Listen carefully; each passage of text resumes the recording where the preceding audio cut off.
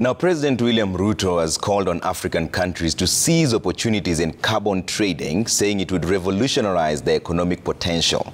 The president said it was unfair that African countries that account for low carbon emissions were not being rightfully compensated. As Chemutai Goin now reports, U.S. Special Envoy for Climate Change, John Kerry, lauded the fact that the summit was being held in Africa, where homegrown solutions could be capitalized on. It is the first ever climate change summit to be held in an African country, where leaders came together to seek solutions on possible remedies to the effects of climate change. GDP is about assets. It's about what you have. We have the carbon sinks that serves the world, cleans our environment, acts as sequestration of carbon that is produced by others. But we get nothing for it. It's not anywhere in our balance sheet. This is human created because of the way we decide to heat our homes, light our buildings, travel, because we are unwilling to enforce fundamental laws that we have adopted about deforestation, illegal logging, and other things. It's a human created problem, but it's also subject to human resolution. The president taking developed nations head-on over the fact that they were reaping where they had not sown, this in reference to the carbon market. We have the carbon sinks that serves the world, cleans our environment, acts as sequestration of carbon that is produced by others. But we get nothing for it. It's not anywhere in our balance sheet. Everybody's assets are in their balance sheet. Some of ours are not in that balance sheet. The day we put our whole assets in our balance sheet, you will know that we are a very wealthy continent.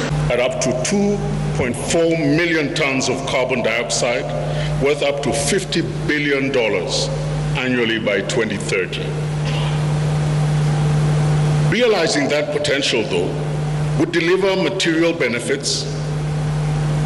Africans could mitigate climate change, protect critical ecosystems, and fund sustainable development for the region. Indeed, we could help our fellow Africans access clean energy and cooking, healthy food, invest in sustainable agriculture, pay for universal school feeding, and all of that would create millions of jobs. Statistics show that the African continent is responsible for a mere 4% of carbon emissions, and that already interventions had been instituted targeting the global target of zero. Our national grid currently operates at 3 gigawatts, with 93% of that power being renewable. Our ambition is audacious yet achievable. 100% renewable by 2030 and a 100 gigawatt grid entirely renewable by 2040.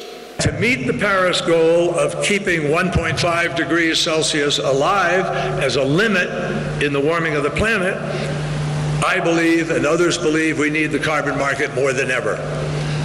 So I am really excited to see the enthusiasm that William was just talking about being shown in Africa for a carbon trading mechanism. Meanwhile, counties had something to smile about, as the financing of locally led climate action program injected 7.4 billion shillings as part of the Climate Resilience Investment Grant, boosting the 979 million shillings already disbursed to counties in the financial year.